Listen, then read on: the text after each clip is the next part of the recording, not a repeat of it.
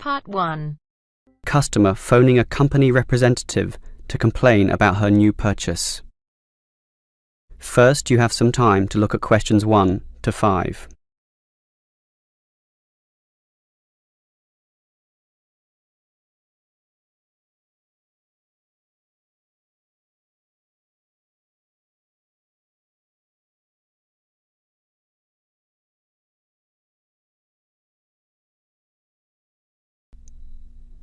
Now we shall begin. You should answer the questions as you listen, because you will not hear the recording a second time.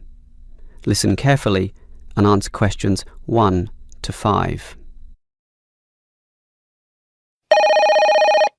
Hello, is this the Dynamo Motorcycle Company? Yes, it is. How can I help you? Well, I have an instruction manual here for your new electric motorcycle, but I'm not satisfied with the purchase at all. Well, I'm sorry to hear that. But don't worry, I'm sure we can sort this out. Before we do anything, can you tell me the model number? At the top of the instruction manual here it gives the model number RTY34. TY34. Okay. Now, what's the nature of your complaint? It's many things actually.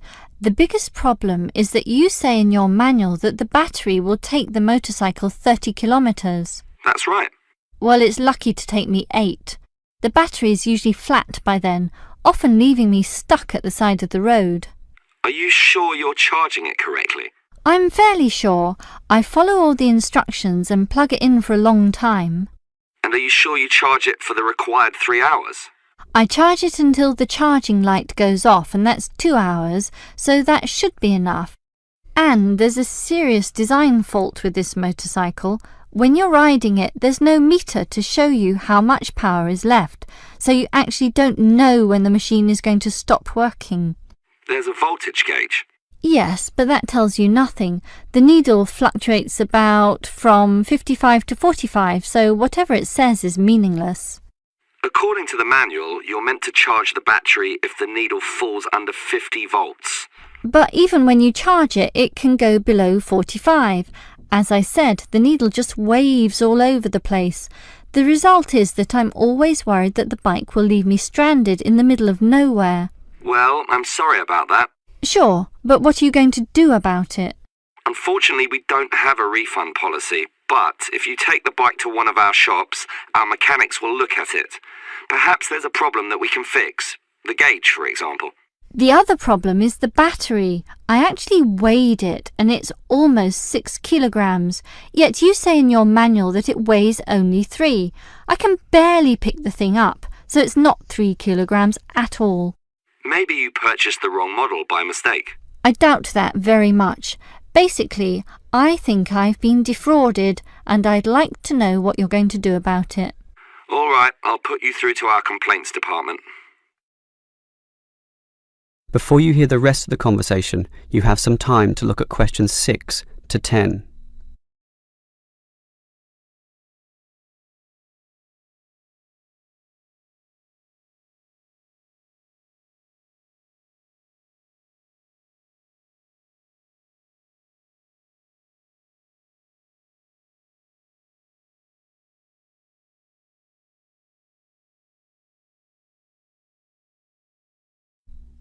Now listen and answer questions 6 to 10.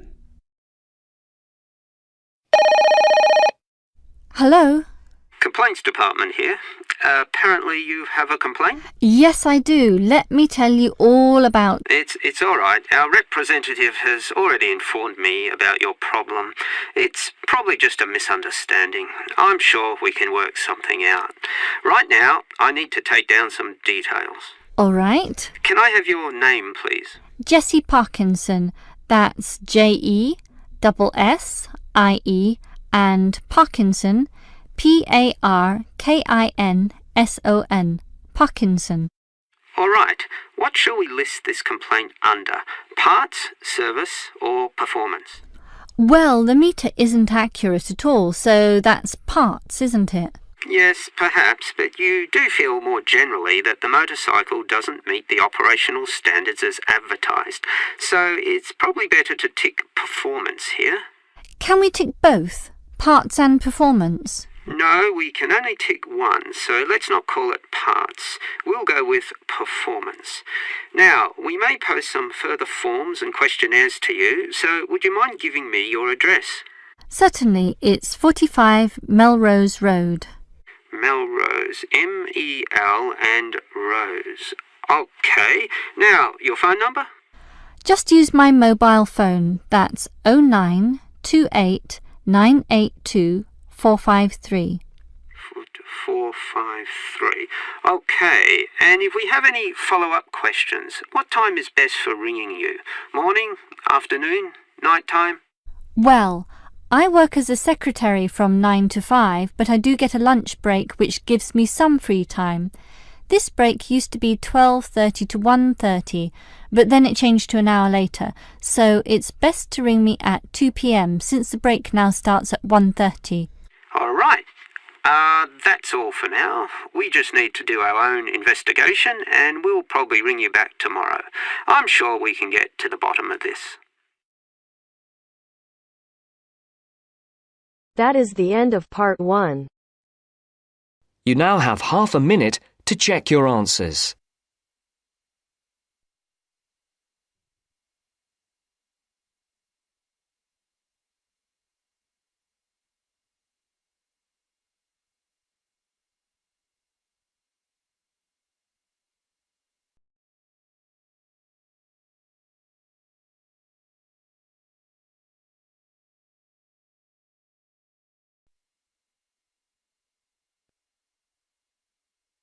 Now turns to part 2.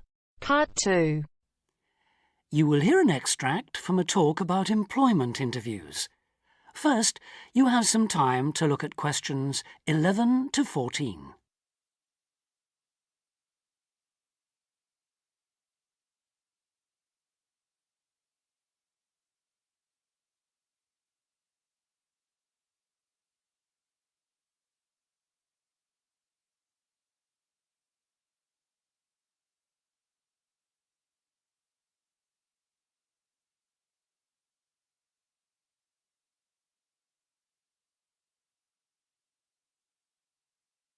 Now listen carefully and answer questions 11 to 14. Today I have with me Sandy Richardson of the local Workforce Center, and she'll be talking about that critical step towards the goal of employment, the interview. Sandy, what is an interview for, and what's the best way to approach it? A job interview is simply a meeting between you and a potential employer to discuss your qualifications and see if there is a fit. The employer wants to verify what they know about you and talk about your qualifications.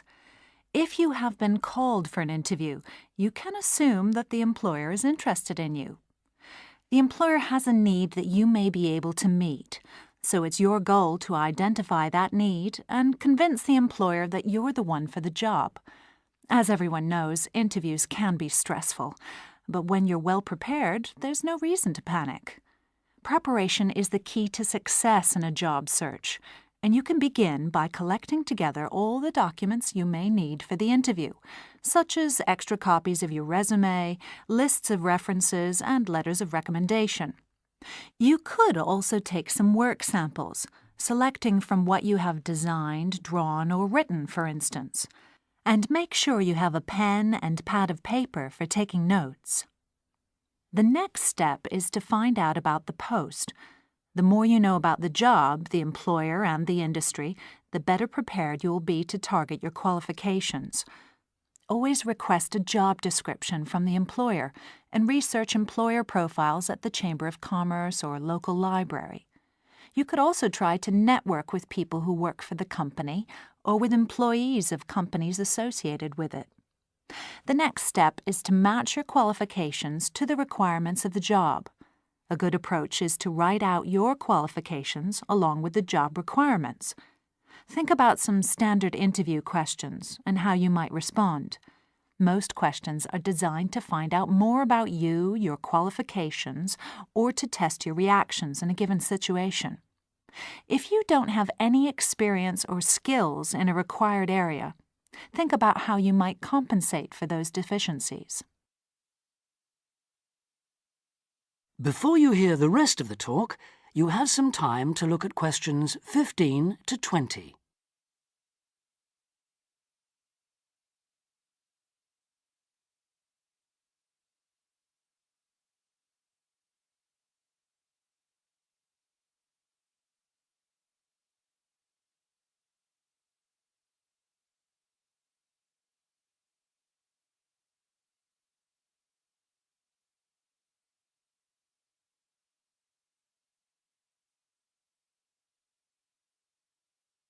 Now listen and answer questions 15 to 20.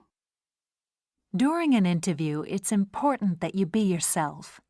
Get a good night's sleep and plan your travel to be there in plenty of time so that you're not arriving out of breath with 30 seconds to spare. Don't, though, present yourself for the interview too early, 10 minutes at most. In the interview, listen carefully to each question asked. Take your time in responding and make sure your answers are positive. It's important to express a good attitude and show that you're willing to work, eager to learn, and are flexible. If you are unsure of a question, don't be afraid to ask for clarification. In fact, it's sometimes a good strategy to close a response with a question for the interviewer. In general, focus on your qualifications and look for opportunities to personalize the interview. Briefly answer questions with examples of how you responded in comparable situations, from either your life or previous job experiences. Something you should avoid are yes or no responses to questions, but don't dwell too long on non-job related topics. Use caution if you are questioned about your salary requirements. The best strategy is to avoid the question until you have been offered a job. Questions about salary asked before there is a job offer are usually screening questions that may eliminate you from consideration, so be warned.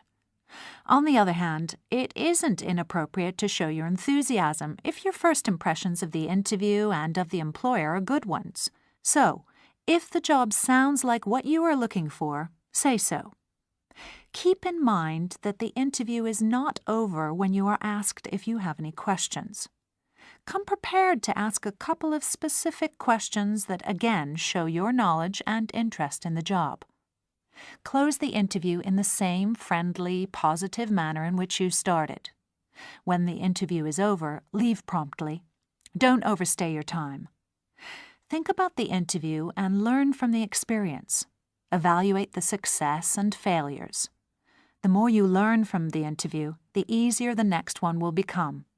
You'll become much more confident. To close, here are a few more tips. First, maintain good eye contact throughout the interview and be aware of nonverbal body language. Second, dress a step above what you would wear on the job. Go to the hairdressers, have a shave, etc. Remember that your appearance is a key indicator of whether you have the right attitude, so it can pay to give some thought to how you look. And finally, don't be a clock watcher. That is the end of part 2. You now have half a minute to check your answers.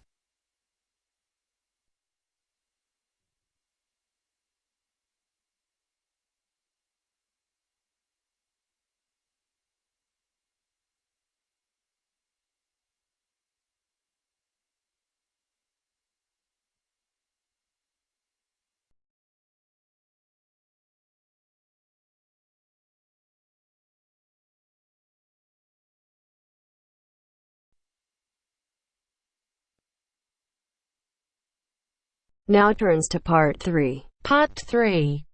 You will hear a student union officer's speech. First, you have some time to look at questions 21 to 25.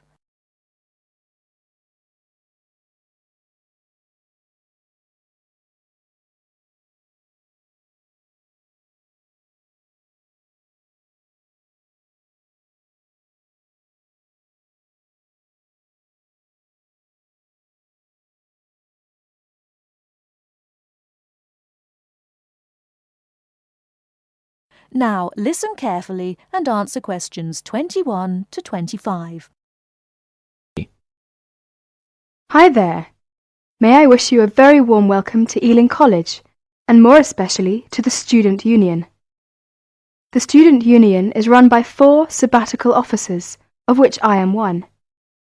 As the president, I am charged with the overall day-to-day running of the union itself, according to established policies within the Constitution. We also have a brilliant staff team who'll help us, and you'll meet them when you have 5 minutes to drop in and see us. The last year has seen the Student Union grow from incorporating a bar and a few officers with a small shop into being a thriving concern, which controls, to its credit, 2 bars, a cafe bar or restaurant, a shop, a comprehensive welfare department, and numerous offices. All this has been achieved by sheer hard work and dedication on the part of last year's sabbatical team and staff, who overcame many obstacles and teething problems, but won through in the end. This year, our aims as a team will be to consolidate on what has already been achieved, and to secure the future of the Union. With the new post of Vice President, Social and Communications, our main emphasis will be on communications within the college, which has always proved a problem in the past, but one which we hope to improve upon this year. One way will be the regular publication of a Student Union magazine, so all you budding journalists, come on down. Before you hear the rest of the talk, you have some time to look at questions 26 to 30.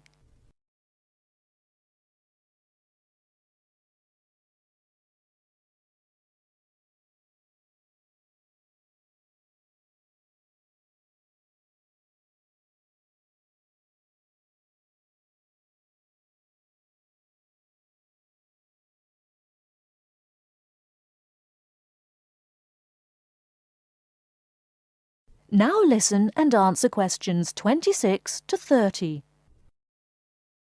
We are very aware that a lot of you have never had any contact with student unions before, and don't know what they are or what they can do for you. So basically, here's a quick rundown. If you have any problems at all, either when you start college or throughout your time here, don't hesitate to drop in the SU office in the North Building and see Pat, our office assistant. She will be able to help you with most of your day-to-day general inquiries, or if she can't, she will direct you to one of our staff who can. Myself and the other 3 vice presidents are here every day, and if you need to see us, just fix a time with Pat, and we'll be only too happy to help you. By the way, queries or problems can range from a late grant check, finding a place to live and academic matters, right through to the best places to eat, directions to the bar, or somebody blocking you in the car park. We'll give anything our best shot. Please remember, while you're at Ealing, that going to college is not just about education. Make sure you enjoy yourself as well, because believe me, time will fly once you're here. Ealing is a really good place to live, as there is lots to see and do. And don't forget, the metropolis of central London is only 20 minutes away by tube. Finally, the Student Union is an organisation run by students for students.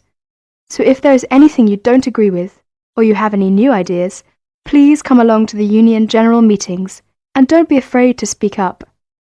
Or you could give up a little of your time and stand for the Executive Committee, which is made up of students who help us out with lots of interesting things. I would like to take this opportunity to thank all the sabbaticals of the last 2 years who have worked so hard. My very special thanks goes to Winston, Martin and Peter and all the staff who not only did a great job but have been my good friends as well. Lots of luck and success for your year at Ealing. Work hard, but play hard as well. That is the end of part 3. You now have half a minute to check your answers.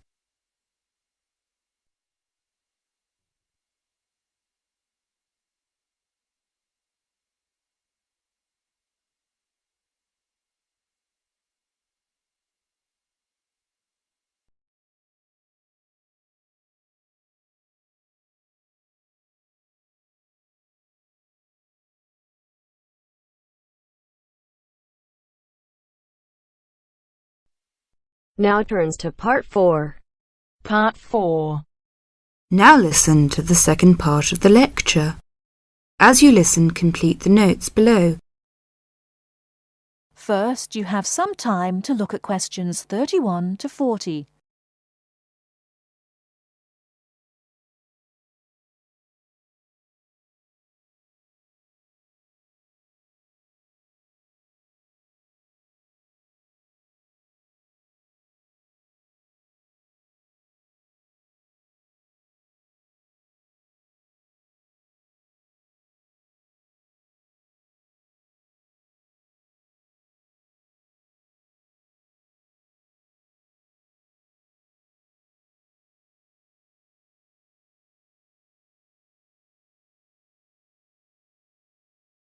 Now listen carefully and answer questions 31 to 40. Many typically American characteristics, individualism, self-reliance, informality, punctuality, and directness, are a result of those values mentioned earlier. Other national traits could also be identified, however. 1. Americans cooperate. Although often competitive, Americans also have a good sense of teamwork and cooperate with others to achieve a goal. 2. Americans are friendly, but in their own way. In general, friendships among Americans tend to be shorter and more casual than friendships among people from other cultures. This has something to do with American mobility and the fact that Americans do not like to be dependent on other people. Americans also tend to compartmentalize friendships, having friends at work, family friends, friends on the softball team, etc. 3. Americans ask a lot of questions, some of which may to you seem pointless, uninformed, or elementary. Someone you have just met may ask you very personal questions. No impertinence is intended. The questions usually grow out of a genuine interest. 4. Americans tend to be internationally naive. Many Americans are not very knowledgeable about international geography or world affairs. They may ask uninformed questions about current events and may display ignorance of world geography. Because the US is not surrounded by many other nations, some Americans tend to ignore the world. 5. Silence makes Americans nervous. Americans are not comfortable with silence. They would rather talk about the weather than deal with silence in a conversation. 6. Americans are open and usually eager to explain. If you do not understand certain behavior or want to know what makes Americans tick, do not hesitate to ask questions. Just as values and traits differ somewhat from one culture to another, so do the personal habits associated with good manners and courtesy. While very often there does not seem to be any particular reason why a particular way of doing something is considered good manners, observing these cultural rules will make Americans more comfortable with you, and therefore you with them. It is, of course, impossible to cover all the possibilities here. If you are unsure in a situation, just ask. Americans like to be helpful. 1. Queuing up or lining up is essential. Courtesy requires that you do not push from behind, stand next to the person being helped, or cut into a line. If you should accidentally bump someone, you should say, "Excuse me." 2. Americans blow their noses into a tissue. Spitting, clearing phlegm, or sniffing as from a cold are considered rude. 3. It is considered poor manners to slurp, chew noisily, or open your mouth while chewing. 4. Questions are seen as a good way of getting acquainted, but questions about a person's age, financial affairs, cost of clothing or personal belongings, religious affiliations and sex life are considered too personal for questioning, except between very close friends. 5. Men generally do not hold hands or link arms in public with other men. This is somewhat more acceptable between women and quite common between men and women. Now, a few words about personal safety. Unfortunately, in the US, one must be aware of crimes. It is wise to be especially careful until you are familiar with the community in which you live. Remember that good judgment and common sense can significantly reduce chances of having an unpleasant and perhaps harmful experience. Basic safety rules include the following. 1. Do not walk alone at night. 2. When you leave your room, apartment, or automobile, make sure that all doors are locked and all windows are secured. 3. Do not carry too much cash or wear jewelry of great value. 4. Never accept a ride from a stranger. Do not hitchhike and do not pick up hitchhikers. 5. Be careful of purses and wallets, especially in crowded metropolitan areas where there may be purse snatchers and pickpockets. 6. If a robber threatens you, at home or on the street, try not to resist unless you feel that your life is in danger and you must fight or run away. Give up your valuables as calmly as you can and observe as much as possible about the robber to tell the police when you report the crime. A final note. Keep an open mind. Don't judge what you see as right or wrong, but make it a challenge to try to understand the variety of American behaviors which you may observe. You certainly do not have to participate in something you disagree with, but you can try to understand it. This will help you build an attitude of intelligent and liberated respect for cultures, both your own and others. That is the end of part 4.